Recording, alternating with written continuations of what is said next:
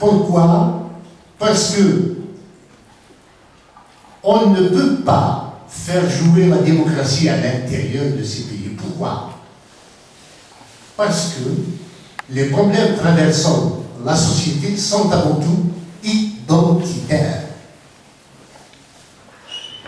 C'est-à-dire, on met en compétition non pas la droite et la gauche, non pas les républicains et les démocrates, non pas les travaillistes et les conservateurs. On met en compétition pour la gestion du pouvoir des peuples. Le peuple qui s'empare du pouvoir domine les autres. Et donc, quand on vote, on ne vote pas pour un programme politique. On vote pour quelqu'un de chez nous. C'est en Algérie qu'est sortie cette formule aux élections de 1991.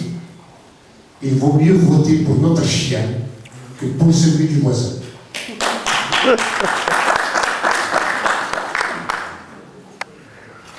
Alors, ces pays ne peuvent vivre qu'avec des pouvoirs dictatoriaux, dès lors que ce ne sont pas des programmes politiques qui sont en compétition. Donc, il y a vice de fabrication. Or, dans une usine, quand un produit est mal fabriqué, on l'appelle comment? Un déchet. La plupart de ces pays sont dans cette catégorie. Mais il est évident que cela ne va pas rester en état.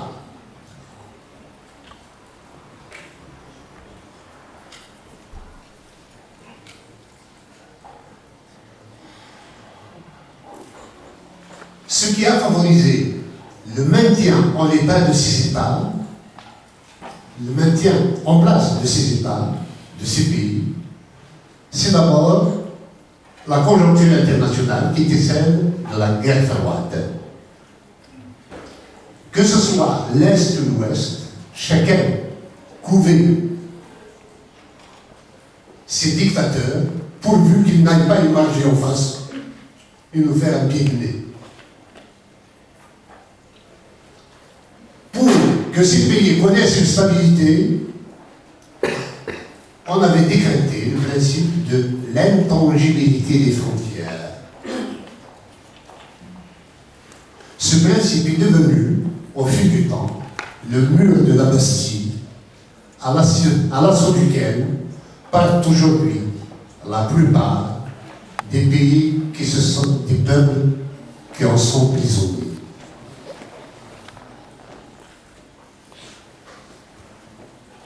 La géopolitique va pourtant bouger car elle est dynamique.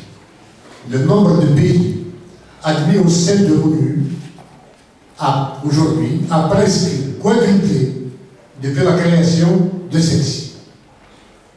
Demain, si les autonomies régionales ou les fédéralismes ne viennent pas au secours des pays anciennement colonisés, il est à prévoir une explosion de ce chiffre, à l'instar de celui des États européens nés des traités de Westphalie en 1648. Les autonomies régionales donnent un sursis aux pays anciennement colonisés, ou du fédéralisme. Vous savez, beaucoup, j'ai lu dans le papier qui a été fait par nos amis, que je salue, qu'ils ont fait l'amabilité de nous inviter, faut-il avoir peur de la balkanisation? Le terme sonne violent. Le terme est trop fort. Balkanisation, c'est-à-dire c'est de l'émiettement des États. Je rappelle juste qu'en 1648, avec les traités de Westphalie, par lesquels l'Europe avait mis à la guerre de 30 ans, étaient nés pas moins de 350 États européens.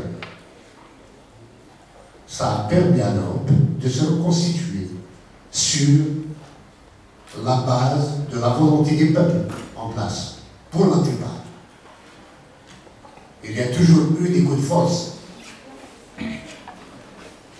Mais disons que les frontières ont été le fait d'une histoire naturelle interne de ces pays-là.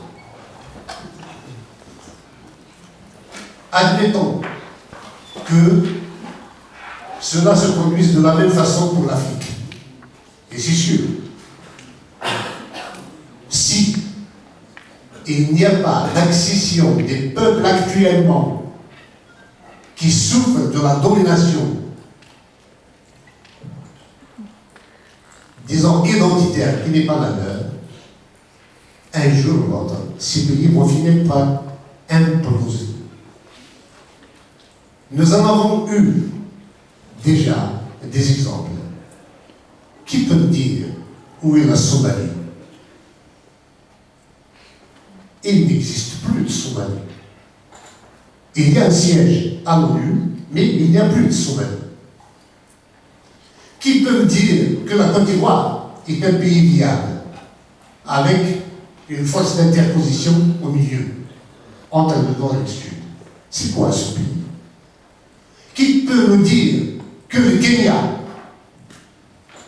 a fortiori avec la nouvelle constitution qui vient d'être réaménagée, ne va pas repartir pour des élections présidentielles dans les massacres qu'il y a eu à la dernière échéance électorale?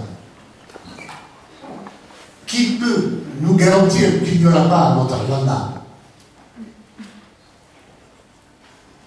Qu'est-ce